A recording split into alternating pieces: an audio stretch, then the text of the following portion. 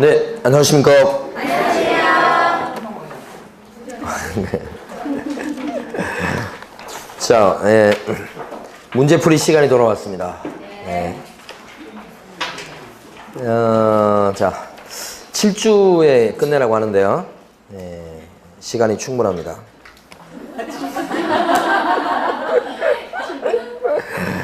자, 네, 천천히 해보도록 하죠. 오늘 이제 4시 10분 정도 끝날 겁니다.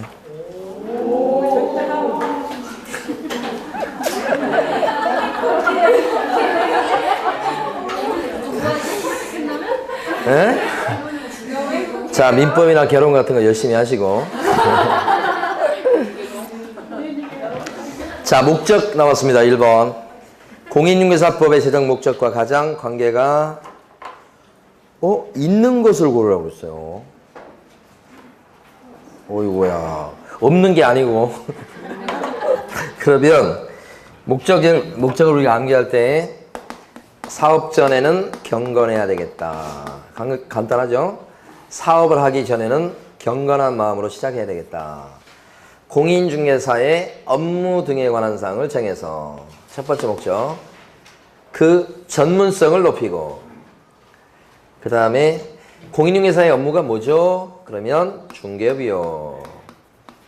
그럼 이 중개업을 건전하게 육성해서 마지막 여기 세 번째 목적, 여기 두 번째 목적, 마지막 네 번째 목적이 뭐죠? 국민경제의 바지함. 요 네 가지의 목적. 사업 전에는 경건해야 되겠다. 그죠? 자, 개업 공인중개사의 업무 등에 관한 사항을 정한다. 요게 뭐예요? 요게 개업 공인중개사가 아니고 공인중개사의 업무 등에 관한 사항을 정하여. 이렇게 돼 있어요. 그 다음에 중개업을 건전하게 육성하고. 요거네, 요거. 세 번째 목적. 1번이 목적 아닌 이유 아시겠죠? 네. 개업이 들어가서 틀린 거예요. 3번. 국민의 재산권을 보호한다. 재산권 보호가 아니고 뭐예요? 경제의 바지함. 4번. 공신력 제고 없죠? 네. 없어요. 5번. 공정한 부동산 중개 질서 확립. 이런 거 없죠? 네. 그러니까 목적에 해당하는 것은 2번밖에 없어요. 자, 2번 문제 보시겠습니다. 목적에 해당되지 않는 것은 중개업을 건전하게 육성한다. 세 번째 목적. 자, 2번이 정답이네. 개업 공인중개사를 적절하게 규율한다. 그런 거 없죠? 네. 3번. 공인중개사의 업무 등에 관한 사항을 정한다. 이렇게. 목적. 전문성을 제고하고. 목적. 국민경제의 이바지함. 목적 맞죠? 사업 전에 경건해야 되겠다. 요거고요. 자, 7페이지에 4번 문제 가시겠습니다. 4번 문제 보시면 틀린 것은 했습니다. 중개계약은 낙성 불효식 계약이다. 그렇죠? 낙성 계약, 불효식 계약 뭔지 아시죠? 네. 팔아주세요. 그러니까 알았어요. 그러면 성립한다는 거 아니에요. 2번. 중개계약할 때 중개보수 약정을 하지 않고 거래계약을 성사시켰어서 개업 공인중개사는 중개 의뢰인한테 보수를 청구할 수가 있다. 그죠? 맞는 겁니다, 이거. 아니, 어떤 손님이 자, 팔아주시오. 그러니까 알았습니다. 팔아줬어. 계약서 쓰고 나서 이제 복비는 주셔야죠. 그러니까 제가 언제 복비 준다고 그랬습니까? 팔아달라고 그랬지? 말이 돼요? 말이 안 되는 얘기예요. 팔아주면 복비를 주겠다는 그런 묵시적 약속이 있는 겁니다. 그래서 2번은 보수 청구할 수가 있습니다. 구체적으로 약정이 없어도 그럼 얼마 달라고 그래요? 그것은 당사자 간에 사후적으로 합의하는 거고, 합의가 안 되면 뭐예요? 법원 갑니다. 법원의 판사가 조정해줘요. 그러니까 약정을 구체적으로 안 해도 받을 수 있는 겁니다. 판례이기도 하고요. 옛날 기출지문입니다. 약정 안 해도 할 수 있다고요. 3번. 중개는 재산상의 사실행위며. 중개가 사실행위인 거 맞습니까? 네. 부동산의 교환, 매매, 임대차 등의 계약을 중개하는 민사중개다. 그쵸? 중개는 사실행위. 그리고 상사중개가 아니고 뭐예요? 민사중개. 이게 맞는 얘기입니다. 4번. 금전소비대차의 부수에서 저당권 설정에 관한 행위 알선을 억울했다. 그래도 중개업에 해당될 수 있죠? 네. 5번. 중개사 법령상 지정받은 정보망 사업자가 행하는 거래정보 사업은 전시중개로 볼 수 있다. 그렇습니까? 아니, 정보망 공부했죠? 정보망은 개업공인중개사가 여기다 물건을 올리면 다른 개업공인중개사가 그 물건을 갖다가 검색을 해서 자기 손님들한테 각각 소개를 해가지고 의뢰인들끼리 계약을 체결하게 만드는 그런 가상적인 공간을 정보망이라고 한다고요. 그러면 이용하는 사람은 개공들이잖아요. 이렇게. 정보망을 운영하는 사업자는 중개활동을 하는 사람입니까? 사업자가 뭐 중개를 하는 거예요? 아니요. 사업자는 이 인터넷망을 깔고 여기다 물건 올리고 검색할 수 있게끔 그런 장을 마련하는 데 불과합니다. 이 사업자가 중개 활동을 하는 사람은 아니에요. 중개 활동하는 사람은 누구예요? 이런 사람들, 이런 사람들. 그래서 5번이 틀린 이유는 정보망이라고 하는 것이 여기다 물건 올리게끔 이렇게 사업을 하는 요것이 중개 활동 자체가 되는 게 아니에요. 결국 이 사람이 올리는 거지. 여기가 올리는 게 아니고 중개가 아닙니다. 5번 틀린 겁니다. 자, 뒤로 가셔서 5번 문제 보시겠습니다. 5번. 옳지 않은 것을 했습니다. 1번. 자, 중개행위에 해당하는지 여부는 중개냐 아니냐 이거요.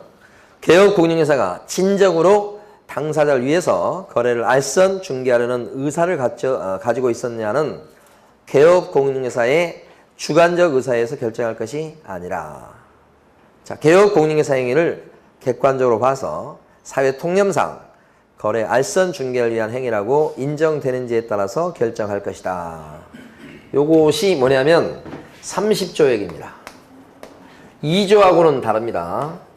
2조는 용어예요, 용어. 용어에서는 무슨 얘기하느냐? 중개라고 하는 것은 이렇게 얘기합니다. 3조에 써져 있는 중개 대상물에 대해서 거래 당사자 간의 매매, 교환, 임대차 그 밖에 권리의 득실 변경에 관한 행위를 알선하는 것을 중개라고 말한다. 용어 풀입니다. 여기는 하나도 감정이 개입되지 않습니다. 근데 30조 가면 요게 개업공인중개사의 손해배상 책임을 쓰고 있습니다.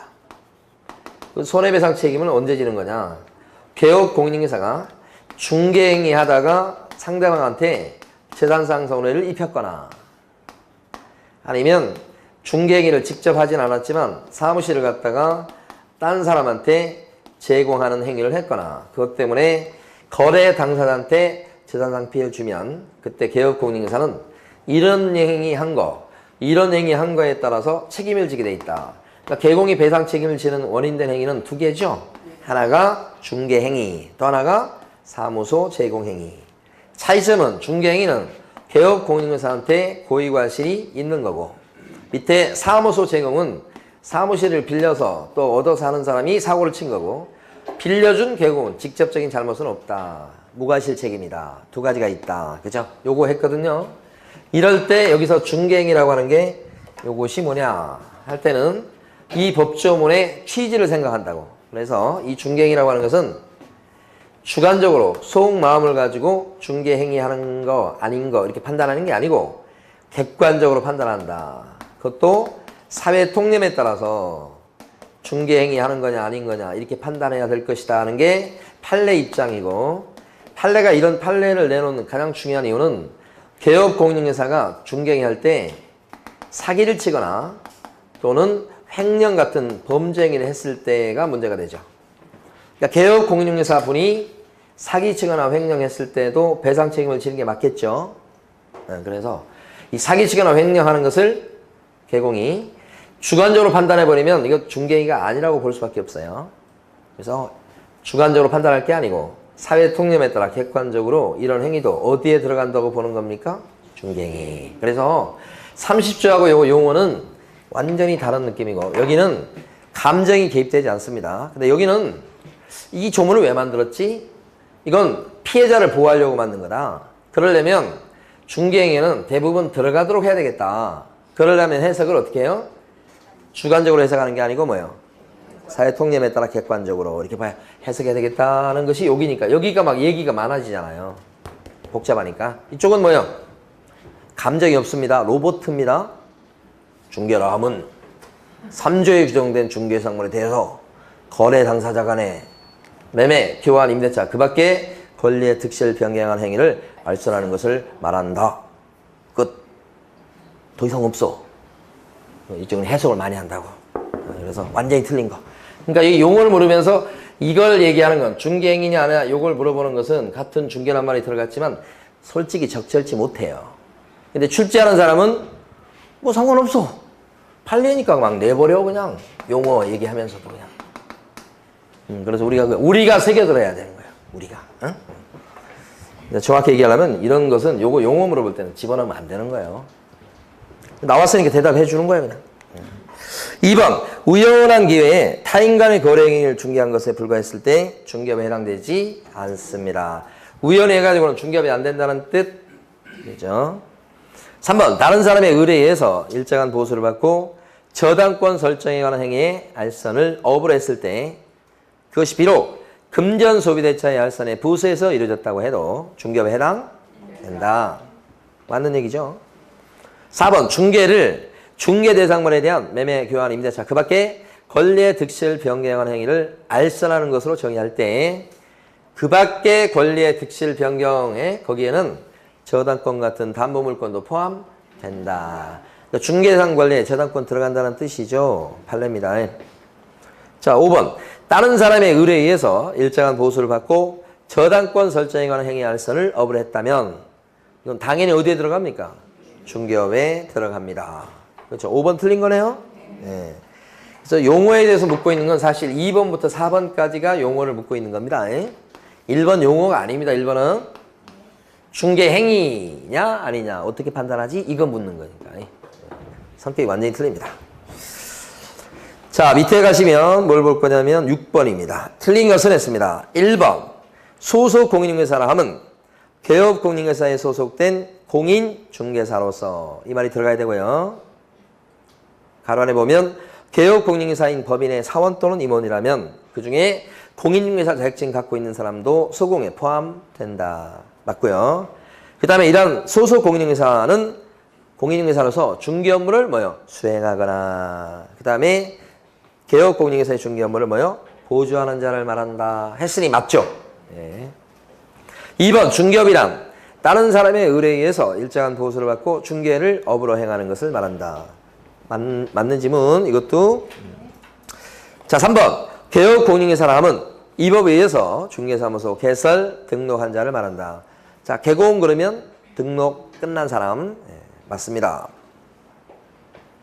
이 3번 지문을 공인중개사란 하면서 등록한 자를 말한다. 그러면 틀려버려요. 예, 구별하셔야 됩니다. 4번 보조원이란 공인중개사가 아닌 자로서 라고 나와야 되는데 공인중개사로서 했기 때문에 당장 틀려버려요.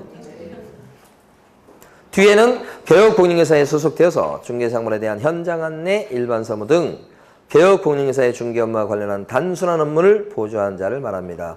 뒤에는 맞죠? 예, 앞에 공인중개사가 아닌 자로서 이걸 반대말로 낸 겁니다. 예. 틀린 거 4번. 5번 중개라 함은 중개사 법령에 규정된 중개 대상물에 대해서 거래 당사자 간의 매매, 교환, 임대차 그 밖에 권리의 득실 변경한 행위를 알선하는 것을 뭐라고 불러요? 중개라고 말한다. 이렇게. 틀린 거 4번이었습니다. 자, 7번 갑니다. 옳은 것을 몽땅 고르시오. 기억방.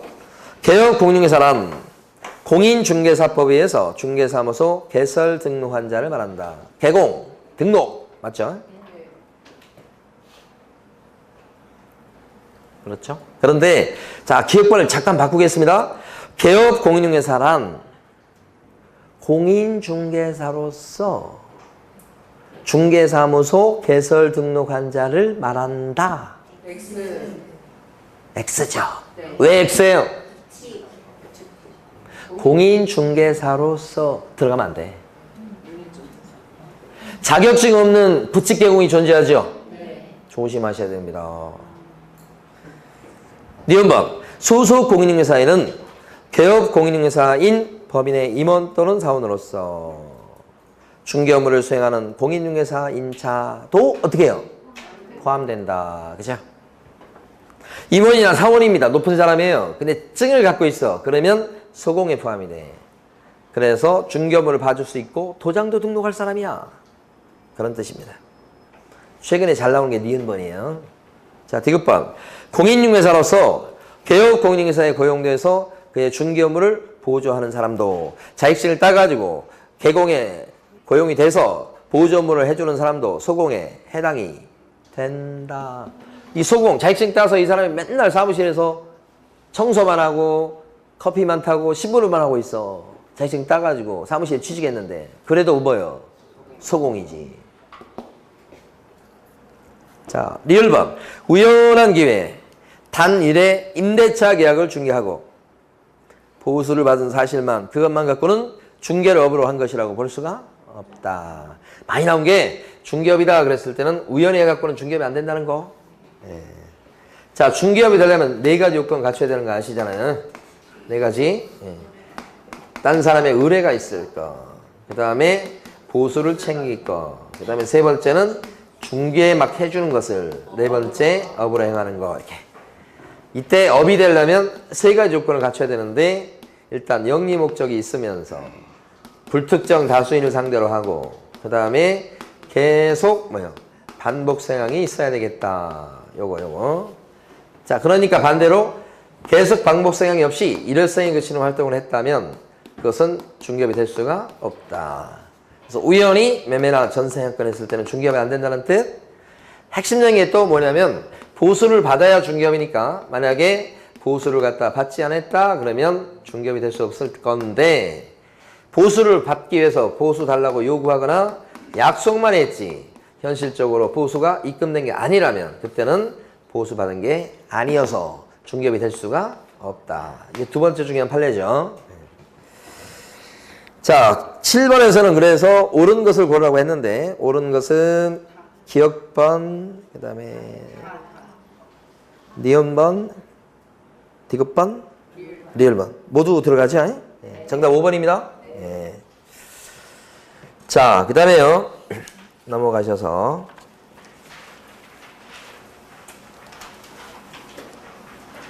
10번 보시겠습니다. 10번. 자, 타당하지 않는 것은 했습니다. 10번 문제 1번.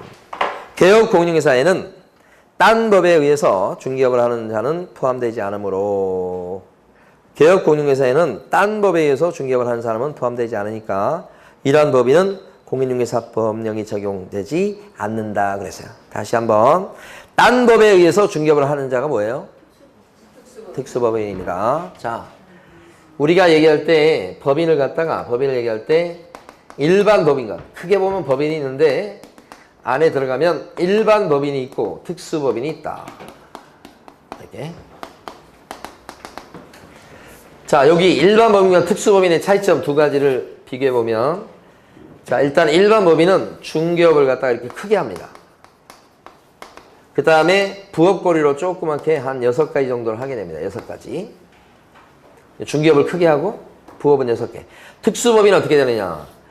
크게 중개업을 하는 게 아니고 고유 업무를 하고 조그맣게 중개업을 합니다. 이게 중개업이에요. 그러니까 일반 법인 같은 경우는 중개업을 갖다가 어떻게 하느냐 그러면 일반 법인은 중개업을 크게 하고 특수법인은 중개업을 조그맣게 하고 일반 법인은 공인중개사법에 근거해서 중개업을 해요. 공인중개사법. 근데 특수법인은 공인중개사법이 아닌 지금 1번에 나온 것처럼 다른 법에 규정이 돼 있어서 중개업을 할 수 있게 돼 있다 이런 거지. 그래서 다른 법의 규정에 따라서 중개업을 할 수 있는 대표적인 것이 단위농협 이런 거요. 그 다음에 또 뭐 또 있냐면 캠코 자산관리공사. 이게 자산관리공사에 관한 법에서 중개업을 할 수 있다고 써져 있다고. 그래서 일반 법인과는 다르게 특수법인은 다른 법의 규정에 의해서 중개업을 할 수 있는 법인 이렇게 얘기한 거예요. 다른 법에 근거해서 중개업을 할 수 있는 조그맣게 법인. 이게 뭐라고요? 특수법인. 그러면 특수법인 같은 경우에 잘 보세요. 특수법인은 조그맣게 하지만 중개업은 중개업이죠. 이건 크게 하고 크게 하든 조그맣게 하든 다 중개업이니까 어떻게 돼요? 등록이 필요하다. 조그맣게 해도 뭐요? 등록이 필요하다. 이렇게 보시는 거예요. 근데 중개사 법령이나 해당 법에서 딴 법에서 등록하지 마 이렇게 돼 있으면 안 하는 거예요. 이게 특수법인이야. 그래서 대표적으로 예를 들 수 있는 게 자산관리공사 같은 경우는 등록하라고 돼 있어요.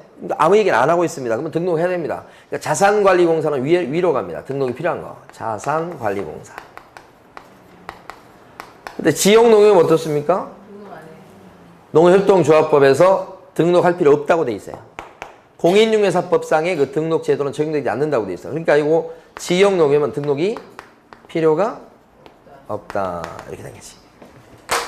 뭐 1번 이렇게 되면 막 1번이 맞는 것처럼 느낄 수 있어요. 근데 원칙은 일단 등록이 돼야 돼요. 그런데 이때 등록 기준은 적용되는가? 일반 법인은요. 등록 기준이 당연히 적용 안 돼요. 일반은 적용되죠. 자, 실사, 5회조, 14만. 이게 적용돼야 맞지. 등록이 필요하고 적용되는 거. 여기는 어떨까? 등록이 면제되는 경우는 당연히 등록 기준은 적용이 없고. 얘는 어떨까? 자산관리공사는 등록을 해야만 중개업을 할 수 있어. 그렇지만 우리 공인중개사법에서 뭐라고 돼 있어요? 특수법인은 등록 기준은 하나도 적용되지 않는다고 돼 있죠. 등록 기준에 대한 요 규정은 적용되지 않는다고 어디에 나와 있다고요? 공인중개사법에. 벌써 1번이 틀렸잖아요. 특수법인은 공인중개사법은 적용되지 않는다라고 쓴 거 아니에요 지금? 적용돼서 어떻게 되는 거예요? 등록 기준을 갖출 필요가 없다라고 써놓은 거잖아요. 벌써 조문이 요거 있다니까. 이거 조문이 있는 거예요. 공인중개사법에 요 부분 조문이 있는 거예요. 1번 그래서 일단 여기서부터 틀린 거예요. 근데 어쨌거나 등록 기준은 결론적으로 뭐예요? 하나 또 적용되지? 하나. 여기를 넘겼다고 해도 뭐가 있냐? 보증 설정료. 여기 보증 설정 합니까? 네.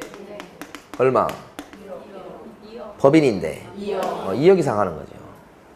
2억 이상 해야 될 거 아니에요. 법인이니까. 여기 설정합니까? 해요. 1천만 원. 지역농 1천만 원. 그렇지. 여기서 보면 요건 조문이 없어. 자산관리공사 같은 경우는. 근데 지역 넣으면요. 보증 설정합니다. 이것도 어디에 나와요? 보증 설정하라고.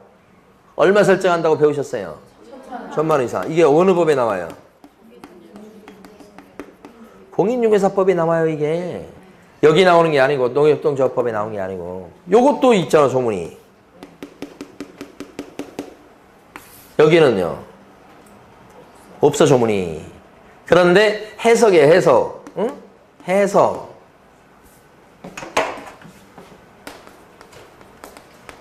보증 설정해요. 하라고 해석해. 얼마 이상? 2억 이상. 이 파란 거는 해석이요.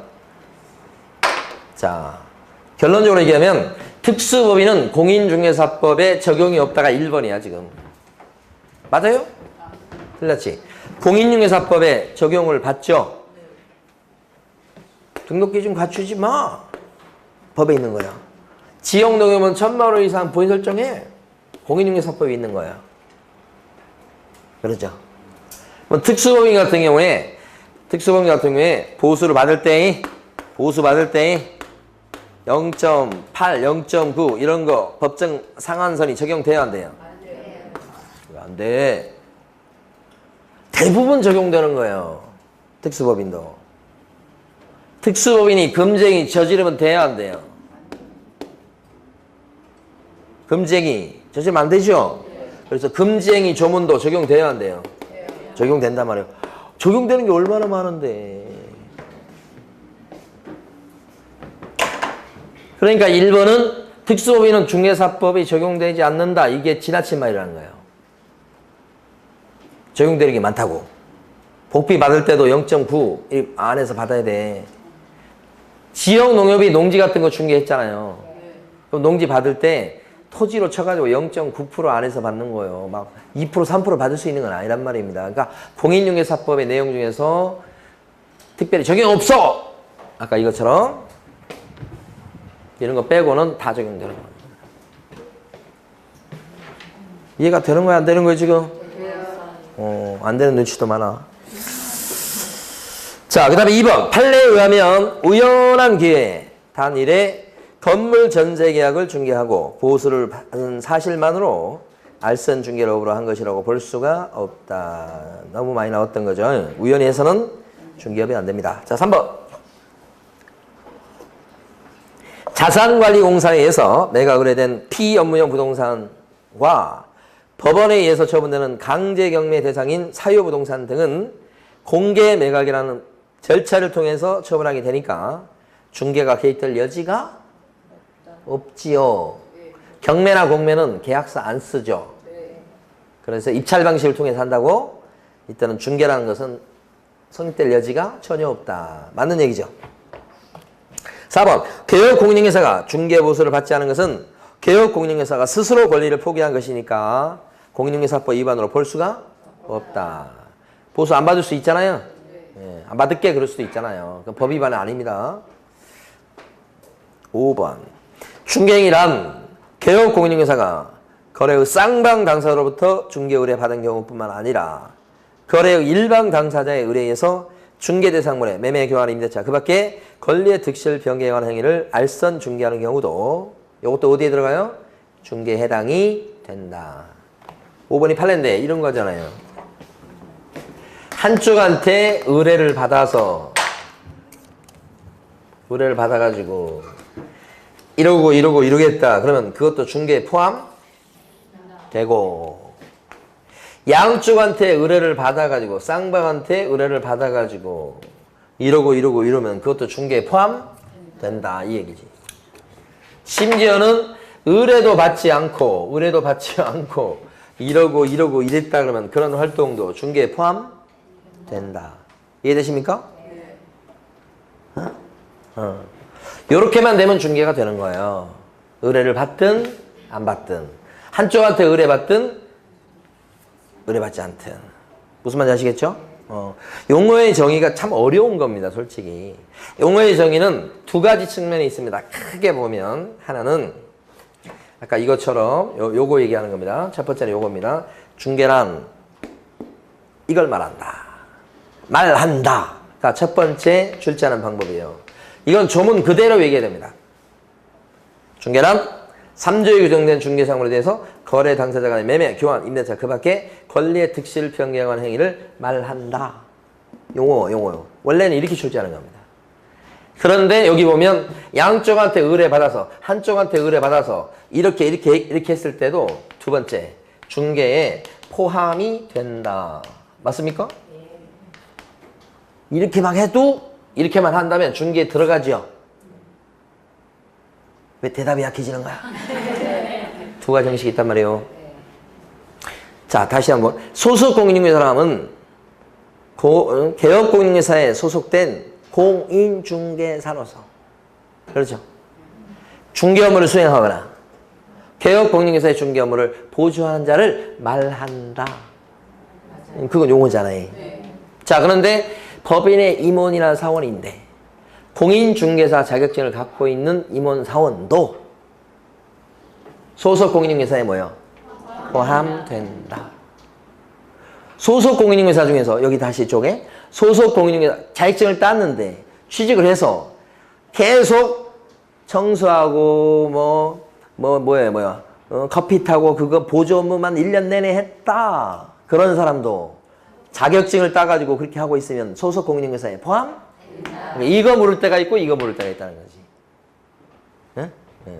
그래서 원래 용어는 요걸 묻는 건데 가끔씩 이렇게 이거 묻는 경우도 있단 말이에요. 응? 구별을 하신 걸로 지금 이제 인정됩니다. 자, 그 다음에 그러면 정답 틀린 건 1번이죠? 자, 오른쪽 갑니다. 11번. 보조원이라면 공인중개사가 아닌 자로서 이렇게 나왔죠? 여기까지만 맞아. 뒤에 갑자기 뭐라고 돌변해서 중개업을 여기 이러면 안 돼. 이 말도 안 되는 거지. 그죠? 끝에 보시면 전부 다 말한다, 말한다, 말한다 나왔죠? 조문 그대로 나와야 되는 거예요. 2번, 중개업이라면 다른 사람의 의뢰에 의해서 일정한 보수를 받고 중개행위하는 것을 말한다. 그러면은 맞는 것처럼 보이지만 뭐가 빠졌네요? 끝에 보니 뭐가 빠졌잖아. 업이 빠졌잖아. 틀렸죠? 2번. 3번. 개업공인회사라 하면 이 법에 의해서 중개업을 하는 자를 말한다. 아이고. 개업공인회사 그럼 뭐예요? 등록된 양반이잖아. 중개업을 하는 양반이 아니고 요것도 틀렸지. 4번. 공인중개사라 하면 이 법에 의해서 공인중개사 자격을 취득한 자를 말한다. 중개업은 하든지 말든지. 그죠? 틀렸죠? 네. 자, 그러면 이해했는지 4번을 제가 고쳐보겠습니다. 공인중개사, 자, 이 법에 의해서 공인중개사 자격을 취득해서 중개업을 영위하는 자도 공인중개사에 포함된다. 다시 해드릴게요. 이 법에 의해서 공인중개사 자격을 취득해서 중개업을 영위하는 자도 공인중개사에 포함된다. 멋지. 자격증을 따가지고 중개업을 하고 있는 사람도 자격증이 있으니까 공인중개사에 들어가는 거지. 그죠? 그런데 공인중개사는 꼭 요 사람을 말한다 그랬을 때는 조문 그대로 얘기해야 된다고. 그래서 4번이 틀린 이유는 그것 때문인 거지. 뭘 빼버려야 돼? 중개업을 영위하는을 빼버려야 맞는 거지. 5번. 중개람은 중개 대상물에 대해서 거래 당사자 간의 매매, 교환, 임대차 그 밖에 권리의 득실을 변경하는 행위를 알선하는 것을 말한다. 맞지? 5번이 정답이죠? 네. 자, 그 다음에 12번 갑니다. 용어가 문제가 많죠. 여기 어려운 부분이에요. 12번 보면 법인인 개업공인회사가 그 다음에 다른 개업공인회사를 대상으로 해서 중개업의 경영정보를 제공하고 중개보수를 받은 경우 이는 중개업에 해당되지 않는다. 중개업소 사장님한테 경영 컨설팅을 해주고 무슨 수수료, 보수를 받았어. 자, 그러면 이 활동은 중개업에 들어갑니까? 수험생들이 어려워하는 거 1번 또. 자, 뭐 했다고 지금? 법인인 개업공인회사가 어떤 짓을 했다고? 다른 부동산 사장님한테 중개업소는 이렇게 운영하는 것이요 라고 경영정보를 제공해주고 그 다른 부동산 사장님한테 돈을 받았다고. 그럼 이 법인인 개업공인회사가 한 것은 중개업입니까? 아닙니까? 아니지. 법인인 개업공인회사 한 것은 뭐냐면 경영 컨설팅을 해준 거야. 그리고 돈 받은 거야. 그러니까 중개업에는 들어가지 않습니다. 14조에 나와 있는 7가지 업무 암기했었죠? 네. 지난주에 암기했었어요. 네. 그래서 14조개사 중위 관상을 보니까 큰 도시를 경영을 할 뿐인데 현재는 경공매 업무를 보고 있다라고 했잖아요. 7가지 업무. 그래서 중개업부터 시작해가지고 관리 대행, 부동산 컨설팅인 상담, 그 다음에 도배나 이사업체 소개 이런 거잖아요 지금.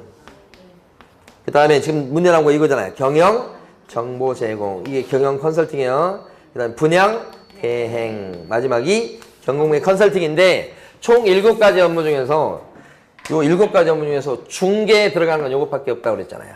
이것만 중개고 나머지 밑에 6가지 업무는 법인인 개업공인회사가 할 수 있는 건 맞습니다만 중개가 아니다. 중개가 아니니까 다른 부동산 사장님을 대상으로 해서 경영 컨설팅 해주는 이런 것은 돈을 받고 막 그랬다고 해도 중개예요? 아니에요? 중개가 아니니까 중개업이 될 리가 없죠. 요걸 묻는 거예요 지금. 중개업은 요것만 되는 겁니다. 중개업 아닙니다 이거. 자, 2번. 보수를 받을 것을 약속하거나 당사자한테 요구하는 데 그쳤다. 중개업이 아니에요. 중개업이라고 볼 수가 없다. 맞는 거죠. 3번. 의뢰인이 개업공인회사에게 소정의 보수를 지급하지 않는 경우 복비를 안 준 겁니다. 의뢰인이. 개업공인사는 고의과시로 과실에 의한 중개사고로 발생한 손해에 대해서 누가 잘못했다고 나오는 거예요 지금? 개공이 고의 또는 과실로 사고를 친 거죠. 그래도 이때는 보수를 지급하지 않아서 보수 받지 못했다고 해도 개공이 잘못한 거 확실하죠? 배상 책임을 진다. 요거 틀린 거네. 그죠? 1시간 반 전에 배운 거네. 1시간 반 전에 배운 거라고 이거. 4번 개업공인중개사가 상가 권리금만의 알선을 하고 알선료를 받은 것은 중개보수를 초과해서 받는 행위에 해당되지 않는다. 금쟁이 아니죠? 이거 왜냐하면 상가 권리금의 알선행위라는 건 중개가 아니거든. 그래서 그때 받은 보수는 많이 챙겨도 초과보수가 되지 않는다. 요거 맞는 거. 5번 저당권 설정에 관한 행위 알선을 업으로 했다면 중개에 해당합니까? 중개에 해당할 수 있다. 무조건 해당되는 건 아니에요. 사실 솔직히 해당할 수 있다. 제일 틀린 걸 고르라고 했으면 여기서 3번을 고르셔야 되겠다. 판례입니다. 3번. 예. 13번 가시겠습니다. 가장 타당한 것은 1번 판례에 따르면 분양계약이 체결된 분양권과 같이 장래에 건축될 건물도 중개상물에 해당이 된다. 아파트 분양권. 2번 중개행위는 사실행위가 아닌 법률행위다. 네, 틀렸고 사실행위입니다. 등기된 환매권은 채권입니까? 물권입니까? 채권. 그럼 채권인 환매권은 등기가 가능합니까? 가능하지요. 등기 능력이 있죠. 이런 등기된 환매권은 사고 팔 수 있습니까? 있죠. 따라서 중개대상 권리에는 등기된 환매권도 포함된다. 이것도 틀렸네. 4번 타인이 건설한 아파트를 갖다가 분양하는 분양 대행행위는 중개사법상 중개업에 해당이 된다. 7, 8에 나와 있죠? 분양 대행은요. 분양 대행은 중개입니까? 아닙니까? 이거. 분양 대행은 중개가 아니어서 중개업이 될 수가 없다는 거죠. 지금. 5번 토지의 정치약물은 중개사물 될 수 없다. 어때요? 토지의 정치약물은 중개사물 될 수 있나요? 네. 중개사물 중에 보면 자, 첫 번째가 토지, 두 번째가 건축물, 그 밖에 토지 정착물이라고 나옵니다. 그러면 토지의 정착물은 중개사물 될 수 있습니까? 네. 반드시 되는 겁니까? 아니고요. 토지의 정착물 중에서 두 가지로 나눠요. 토지에 붙어서 쉽게 분리, 철거, 이동이 안 되는 걸 얘기하는데, 그죠? 정착물은. 그 중에 토지 정착물에서 이렇게 정착물로 보이는 것은 토지의 일부인 게 있고, 일부. 속한다는 뜻이에요. 일부분을 의미하는 게 아니고 속한다. 게 있고, 토지와는 별개의 부동산인 게 있고, 두 가지로 나뉩니다. 정착물이. 토지와는 별개인 게 있고, 속하는 게 있고, 두 가지. 대부분은 토지에 속합니다. 정착물이. 그래서 토지 위에 나무가 심어져 있다. 그러면 나무는요. 땅의 일부라고. 땅에 속한다고요. 땅 위에 철봉이 있습니다. 그러면 그것도 땅에 속하는 거. 땅 위에 우물이 파져 있습니다. 그러면 그것도 땅에 속하는 거. 땅 위에 담벼락이 있습니다. 그러면 땅에 속하는 거. 이때는 땅을 거래하면 이거 같이 넘어간다. 땅하고 한 몸이에요. 이 뜻이고.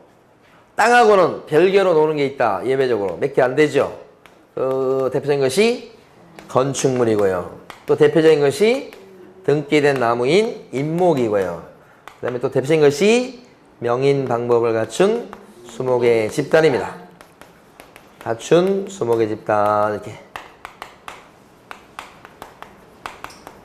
이렇게 되는 거니까 두 개 중에서 밑에 있는 토지와 따로 노는 요것은 별개의 부동산이니까 중개 대상물이 될 수가 있다. 되는 거예요. 이것들이 된다는 거고 철봉이나 나무나 우물 이런 건 중개물 될 수가 없겠죠? 없겠죠? 네. 토지의 정착물 중에서 중개사물 될 수 있는 것이 일부 있죠? 일부? 네.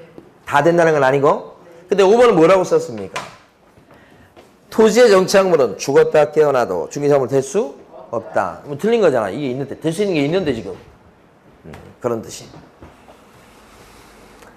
자, 그 다음에요. 밑에 14번 가시겠습니다. 정책심의위원회 심의 의결사항에 대한 설명이다.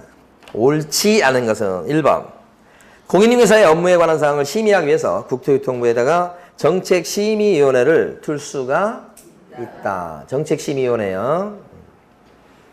2번 공인중개사 정책심의위원회 구성 및 운영에 관해서 필요한 사항은 대통령령으로 정한다. 뭘로 정한다. 이런 거 있잖아요. 그건 대부분 맞습니다. 그런 거. 3번 정책심의위원회 심의한 사항 중에서 공인중개사 시험 등 자격 취득에 관한 사항의 경우에는 이게 결정이 되면 시도지사는 어떻게 해야 되죠? 무조건 따라야 된다. 맞죠?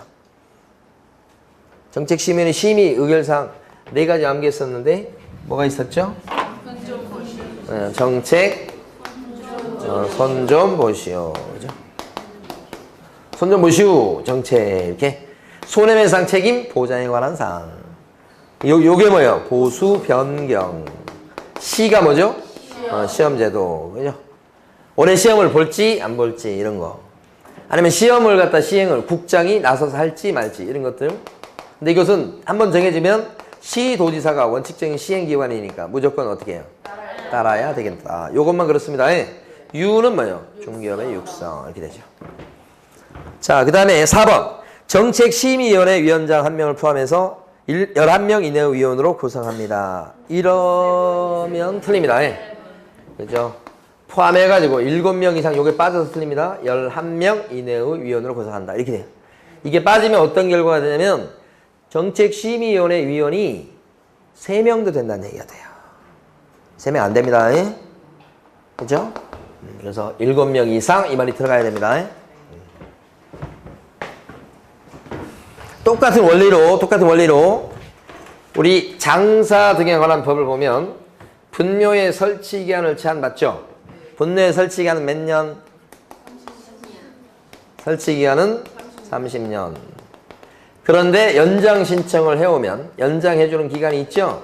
몇 년? 30년. 몇 번에 한해서? 한 번에. 그런데 지역사정에 맞추기 위해서 연장기간 30년을 조례로 단축할 수 있도록 돼 있죠? 법은 단축. 그때 단축할 때는 5년 이상, 그 다음에 뭐예요? 30년 미만. 이렇게 되죠? 5년 이상 30년 미만 기간 안에서 조례로 뭐요? 줄일 수 있다. 이거 할 때 이거 빼먹으면 틀려요. 빼먹으면 틀리다고. 5년 이상. 이거 어디다 버리면 안 되는 거예요. 자, 중개업에 대한 실무교육 시간이 어떻게 돼? 중개업에 대한 실무교육 시간 28, 30.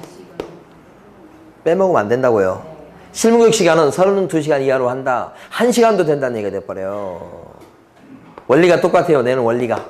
밑에 거 빼먹으면 안 된다. 4번 틀린 거. 5번. 위원장은 누가 돼요?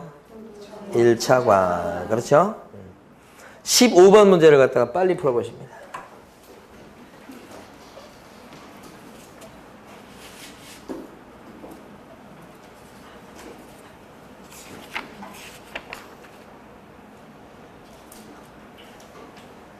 정답 어떤 거? 실거래가 신고제도는 정책심의위원회하고 관련이 없어요. 자, 됩니다. 자, 17번 갑니다. 틀린 것은? 위원장은 국토부 1차관이 된다. 맞죠? 2번 심의위원회 위원장 1명을 포함해서 7명 이상 11명 이내 위원으로 구성한다. 맞죠? 3번 심의위원회에서 보수 변경에 관한 사항을 심의했을 때 시도지사는 이에 따라야 된다. 보수 변경은 아닌데, 그죠? 지워버렸나요, 제가? 시험만 시도지사가 따르게 돼 있어요. 4번 심의위원회는 위원이 해당 안건에 대해서 연구, 용역 또는 감정을 했을 때 심의위원회 심의 의결에서 제척이 된다. 관련자이기 때문에 뺀단 말이에요. 5번 위원장이 부득이한 사유로 직무를 수행할 수 없을 때는 위원장이 미리 지명해 놓은 위원이 직무를 대행할 수가 있다. 그죠? 틀린 건 몇 번인가요? 3번이죠? 네. 자, 중개 대상물은 이건 여러분 잘 안 틀려요. 19번 보시겠습니다. 19번. 아닌 거고라고 그랬습니다. 19번에 기업반, 토지는 되고, 업재단, 안 되고. 임목? 되고. 공장재단도? 되고. 그러면 세 개인데 벌써. 항만운송사업재단. 그 다음에 건축물 분야에 관한 건축물 그 밖에 토지정착물 됩니다. 그러니까 하나, 둘, 셋, 넷. 네 개인데? 아닌 거라고 그래. 아닌 거니까 뭐예요? 니은하고 미음. 정니은 미음. 5번이네요? 네. 자, 그 다음에 20번 가시겠습니다. 중개상물 또는 중개상권리에 해당하는 것을 모두 골라라. 미채굴의 광물. 안 됩니다. 이거 땅속에 묻혀있죠? 국유재산법상의 행정재산. 광명시청 뭐 이런 거 안 되는 거예요. 그 다음에 경매대상 부동산. 경매대상 부동산은? 좀 애매하네. 자, 그 다음에 토지거래 허가구역 내 토지, 요것은 되겠고. 토지가 허가구역 내 토지는 되고요. 그 다음에 무주부동산 안 되지. 저당권은 되고. 그다음에 군사시설 보호구역 내 농지는 되고. 전세권도 되고. 되는 걸 고르라고 그랬죠? 그럼 최소한 니을, 비읍, 시옷, 이용. 그게 들어가야 되는데. 5번이죠? 그럼 미음번은 디귿번은 어떨까? 자, 볼게요, 이제. 표현이 조금 애매하긴 합니다, 그게.